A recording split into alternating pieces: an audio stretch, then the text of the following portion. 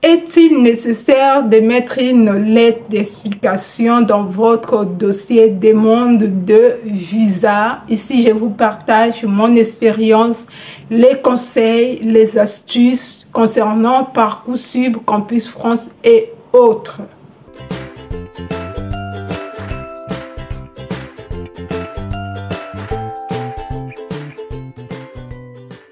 Il faut savoir, la lettre d'explication, ce n'est pas quelque chose qui est demandé par l'ambassade parmi les dossiers à fournir.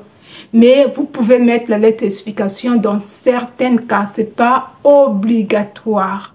Vous pouvez mettre la lettre d'explication pour expliquer quelque chose que vous, par rapport à vous, ça vous présente comme un handicap, vous avez peur, mais vous voulez donner encore plus d'informations. Et c'est en ce moment-là qu'on met la lettre d'explication. Maintenant, on va voir les cas où c'est nécessaire de faire une lettre d'explication. La lettre d'explication, vous pouvez faire la lettre d'explication quand ça concerne le logement, par exemple, l'attestation d'hébergement. J'explique. Si vous êtes logé de façon temporaire par une personne vous accepte quand même de vous faire l'attestation d'hébergement, mais de façon temporaire, peut-être moins de 3 mois ou 3 mois.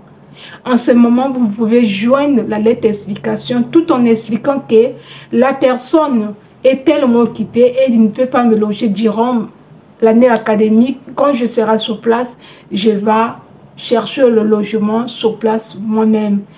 Tout en mentionnant aussi que vous avez des revenus suffisants pour faire face à vos quittances de loyer. Ça, c'est l'importance de mettre la lettre d'explication parce que ça peut arriver que vous avez une attestation d'hébergement où la personne indique qu'il va vous loger pendant seulement 3 mois. Aussi concernant les réservations dans certains hôtels, vous pouvez prendre une réservation de 2 semaines. Si vous avez une réservation à laquelle il faut payer les frais, vous avez oublié de faire des réservations sans paiement de frais et que vous avez que pas trop d'argent ou le coût est tellement cher, vous avez réservé pour 3 semaines ou 1 mois. En ce moment, vous pouvez mettre la lettre explicative pour dire tout simplement qu'arrivé sur place, vous allez faire les démarches pour le logement. Entre-temps, vous serez logé dans cet hôtel pendant 1 mois, pas plus par rapport à votre budget. Mais vous avez des moyens pour quoi chercher le logement parce que vous n'avez pas personne sur place pour faire les démarches de logement pour vous. Dans ces cas-là, vous mettez la lettre d'explication qui explique tout ce que je viens d'énumérer. Maintenant, ça peut aussi arriver que par rapport aux garants, vous avez des garants pour certains cas. Le premier garant ne gagne pas assez, le deuxième garant aussi. Votre premier garant ne gagne pas assez et vous êtes obligé de prendre une deuxième garant. En ce moment, vous pouvez peut-être expliquer à l'ambassade pourquoi vous avez mis dans votre dossier des attestations de prise en charge, tout en expliquant que par rapport à ce que l'ambassade, ce que la loi demande exige pour un étudiant étranger pour une année académique, que le premier garant n'avait pas assez de moyens suffisants pour faire face tout seul à ce que l'ambassade demande, d'où le deuxième garant, parce que les deux ils vont contribuer à financer mes séjours en France pendant mes durées de la scolarité. Vous expliquez tout ça dans votre lettre explicative, les tours rejoués, vous mettez dans votre dossier. C'est juste une information supplémentaire que vous portez au niveau de l'ambassade. Normalement, ce n'est pas nécessaire. Dès lors, vous avez tous les papiers normalement en règle. Tous les papiers comme demandé par l'ambassade. Par exemple, les financements, vous avez les moins de 8 000 quand on vous demande 7 000, je ne sais pas combien là. 615 € par mois, fois 15, fois 12 mois.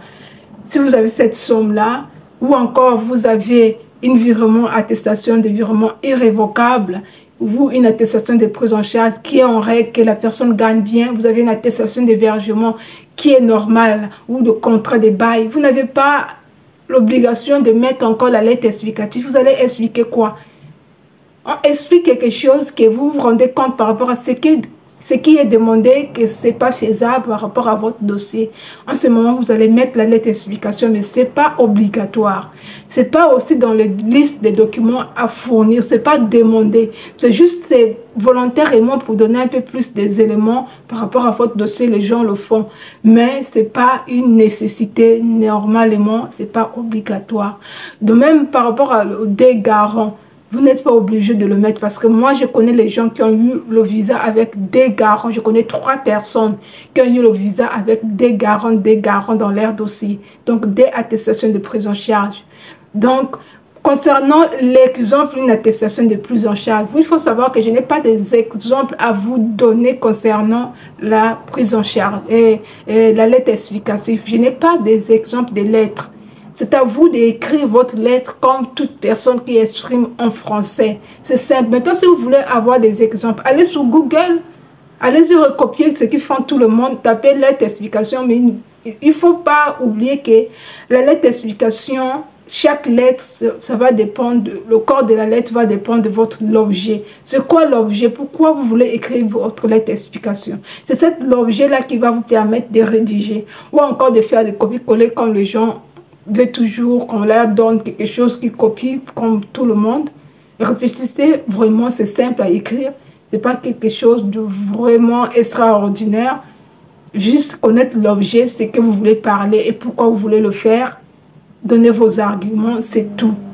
Donc, je vous dis tout.